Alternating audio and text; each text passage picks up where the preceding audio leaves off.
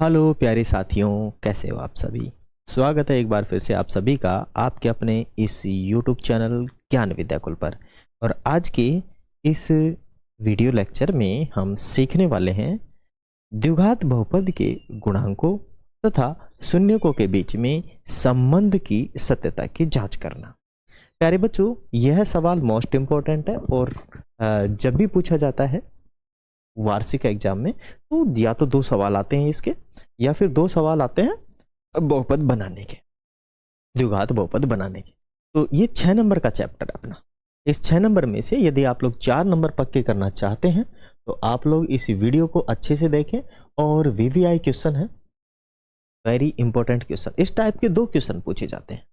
बोलेगा कि अपने पास कोई द्विघात बहुपद दे देगा, उसके शून्यांक ज्ञात कीजिए और शून्यांकों तथा गुणांकों के बीच में संबंध की सत्यता की जांच कीजिए। तो पहले तो हम क्या करेंगे, इसके शून्यक निकालेंगे, फिर गुणांक निकालेंगे, फिर शून्यांकों तथा गुणांकों के बीच में संबंध की सत्यता की जांच करेंगे, है ना। बहुत आसान सवाल है, बहुत जल्दी हो भी जाएगा। आ जाओ बिना किसी देरी के, करते हैं इसे, ठीक। और यदि इससे पहले आप लोग हमसे पहली बार जुड़े हैं तो चैनल को लाइक कर दें, शेयर कर दें, सब्सक्राइब कर दें और हमारा फुल सपोर्ट करें। वीडियो को पूरा देखें और एक प्यारा से कमेंट जरूर करें कि आप हमें कहाँ से वॉच कर रहे हैं, ठीक है। आ जाओ। तो देखिए, अपने पास द्विघात जो बहुपद है वो लिख लेंगे सबसे पहले। द्विघात बहुपद, बहुपद, द्विघात बहुपद के शून्यक, के शून्यक, ठीक है। द्विघात शून्यक, द्विघात बहुपद की शून्यक। अब बात है, देखो, एक तो शून्यक, एक इसका दूसरा नाम भाई साहब और भी है, मूल निकालना भी है, मूल भी है। शून्यक को मूल भी कहते हैं और शून्यक को क्या कहते हैं, जीरोज भी कहते हैं, ठीक है ना। ओके, एक ही होते हैं तीनों, तीनों एक ही होते हैं। तो हम क्या रखेंगे, पहले द्विघात रख लेंगे, द्विघात बहुपद को लिख लेंगे, ठीक है। ये लीजिए। अब हम क्या करेंगे, इसके गुणनखंड करेंगे। मतलब बीच वाली जो टर्म है जिसके गुणा में एस होता है, एस स्क्वायर नहीं एस, उसके हमें 2 टुकड़े करने होते हैं। वो टुकड़े ऐसे होने चाहिए जिनको गुणा करने पर क्या आना चाहिए, उन टुकड़ों को गुणा करने पर क्या आना चाहिए, इसके और इसके गुणा के बराबर। तो इन दोनों का गुणा हो जाएगा 4s स्क्वायर, यानी एक तो है ना, एक को इससे गुणा करेंगे तो वही 4s स्क्वायर आ जाएगा। तो यहाँ जो 2 टुकड़े आएंगे उनको गुणा करने पर क्या आना चाहिए, 4s स्क्वायर। और यदि हम उनको जोड़ें या फिर घटाएं तो अपने पास ये वाली टर्म आनी चाहिए, माइनस के 4s, माइनस के कितने एस आने चाहिए, 4s। तो बहुत सिंपल मामला है, हम यहाँ पे माइनस का 2s और माइनस का 2s ले लेंगे, है कि नहीं।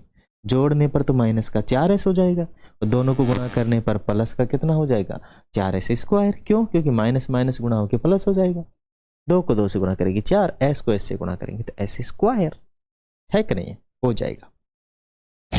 अब क्या करेंगे, इसकी जगह पे इन दोनों को सेट कर देंगे, फिट कर देंगे। तो 4s स्क्वायर माइनस की 2s, माइनस की 2s और प्लस का 1, ठीक है। ये एक तो यहां से कॉमन लेंगे और कुछ यहां से कॉमन लेंगे। यहां से क्या कॉमन आ रहा है, देखो, यहां इसमें भी 2 है और इसमें भी 2 है, तो 2 तो कॉमन आ ही रहा है। s इसमें भी है, s इसमें भी है, तो s भी कॉमन आ रहा है। तो यहां से क्या बचेगा, देखो, 4 में से 2, 4 गुणा 2 गुणा 2 4 होता है, तो 1 2 बाहर गया तो 1 2 बचेगा अंदर, ठीक है।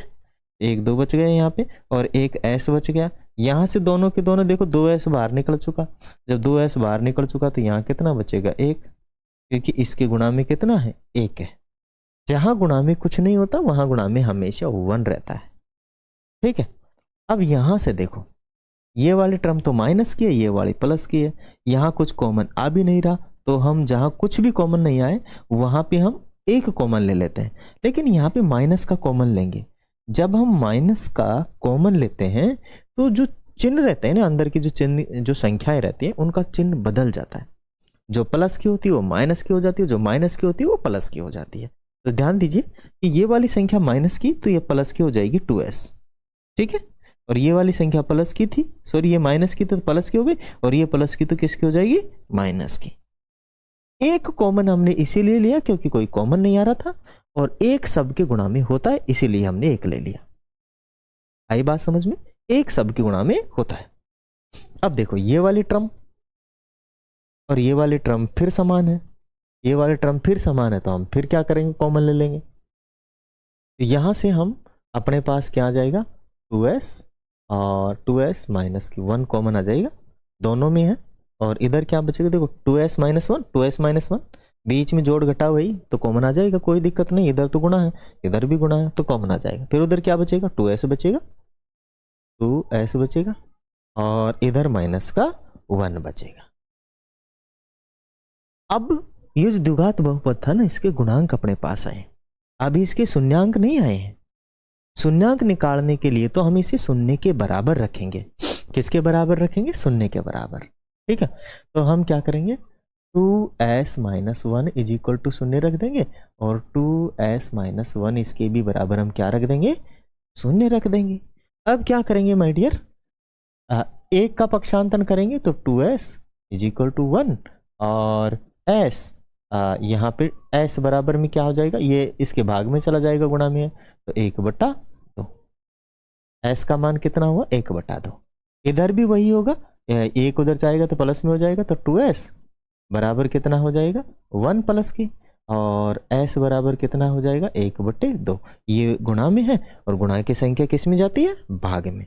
भाग की संख्या गुणा में, प्लस की संख्या जोड़ में, जोड़ की संख्या घटाव में, ठीक है। तो ये इधर आ गया। एक वाले को तो हम अल्फा मान लेंगे, है ना, इसको आप अल्फा मान लो, इसको आप बीटा मान लो, ओके, क्योंकि इनका नाम होता है अल्फा बीटा, बोलते हैं ऐसा। वैसे ऐसे भी कोई बात नहीं है, लेकिन वहां जब सेम वैल्यू आ जाती है फॉर्मूले में तो थोड़ी दिक्कत होती है, इसलिए अल्फा बीटा हम रखते हैं। तो ये निकल के आ गए इसके मूल। अभी हमें इसके गुणांक और निकालने हैं। क्या निकालने हैं, इसके गुणांक और निकालने हैं। आ जाओ, गुणांक निकालना भी कठिन तो नहीं है, लेकिन आ जाएगा, ऐसी कोई दिक्कत नहीं है। चाहे तो हम गुणांक ना डायरेक्ट भी निकाल सकते हैं। जैसे अपने पास देखो s का गुणांक कितना है, 4, ये a होता है, a के बराबर होता है, और जो s² इसका तो 4 हो जाएगा, और जो s का गुणांक होता है वो b होता है, तो कितना हो जाएगा, -4 हो जाएगा, और जो अंतिम में बचा होता है वो c होता है, वो c1 हो जाएगा। तो ऐसे भी निकाल सकते हैं, मैं तरीका कुछ और ही बताता हूं आप लोगों को, ठीक है। आ जाओ, यहां निकालेंगे हम द्विघात बहुपद के गुणांक, ठीक है ना। मैं थोड़ा सिस्टेमेटिक तरीके से बताता हूँ, हर चीज डायरेक्ट नहीं बताता हूँ, सिस्टेमेटिक तरीके से, क्योंकि हम 10वीं में पढ़ते हैं, कंपटीशन की तैयारी नहीं कर रहे हैं, ठीक है ना, तो वहां सिस्टेमेटिक लिखा जाता है। अब जरा देखिए यहाँ क्या करेंगे, द्विघात बहुपद के गुणांक लिखेंगे, तो द्विघात बहुपद लिखेंगे। पहले तो 4s² माइनस की 4s और प्लस में 1।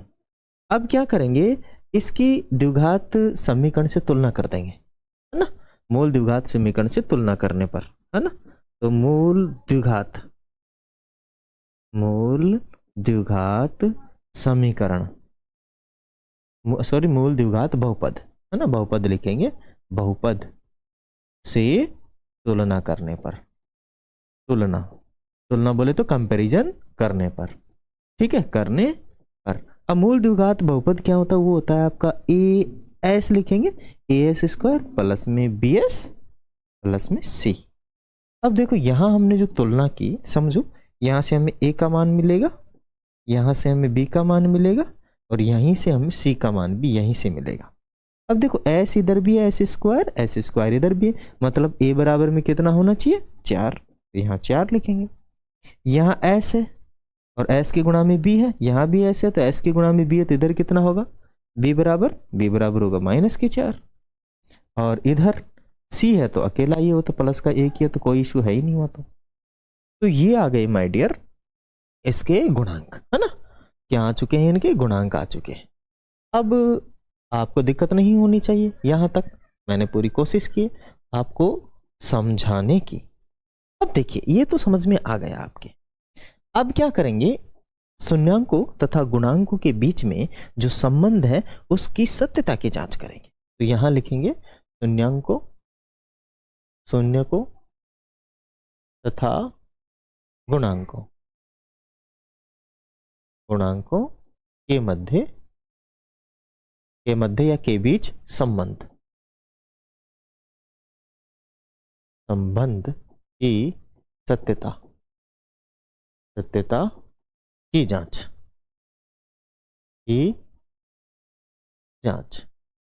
ठीक है।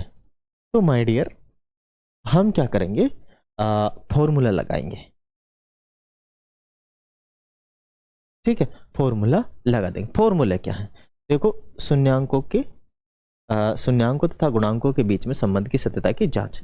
तो हम यहाँ पे फॉर्मूला लिखेंगे शून्यांकों का योग, है ना, शून्यकों का योग। तो शून्यकों का योग होता है बेटा अल्फा प्लस बीटा, बराबर होता है गुणांक में होता है b बटे में a। ठीक है, और एक दूसरा होता है अपना शून्यकों का गुणनफल।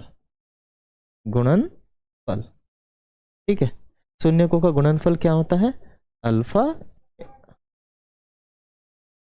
अल्फा इंटू में बीटा, वो होता है c बटे में a, है कि नहीं है। अब माय डियर देखो, वैल्यू रखो, आंसर पाओ। अल्फा प्लस बीटा कितना था, देखो अल्फा प्लस बीटा था 1/2, है ना, यहां से देखो, है ना, अल्फा भी 1/2, इधर भी 1/2 है कि नहीं। ओके, 1/2 और ये माइनस बी कितना, जरा देखो यहां से, ये जो कितना है b कितना 4 है, -4। तो यहां से पहले से ही तो माइनस, तो ये वाला बाहर ही तो लगाएंगे, और माइनस के 4 और है, और a कितना है, ये भी है आपका 4, ये भी कितना है आपका 4। अब मुझे बताओ आधा कितना होता है, 1 होता है। आधा कितना होता है, 1/2 और 1/2 कितना होता है, आधा। ठीक है ना, तो आधा हम सीधा लिख ली 1 है। ओके, अब इधर बताओ, माइनस गुणा करेंगे तो क्या आएगा, प्लस का आ जाएगा। ठीक है, और मुझे एक बात बताओ, 4 में 4 का भाग देंगे कितनी बार जाएगा, 1 बार जाएगा। तो यहां देखो 1 बराबर में कितना आ गया है, 1। अब देखो c कितना, c है आपका 1, है ना, c कितना है आपका 1 है।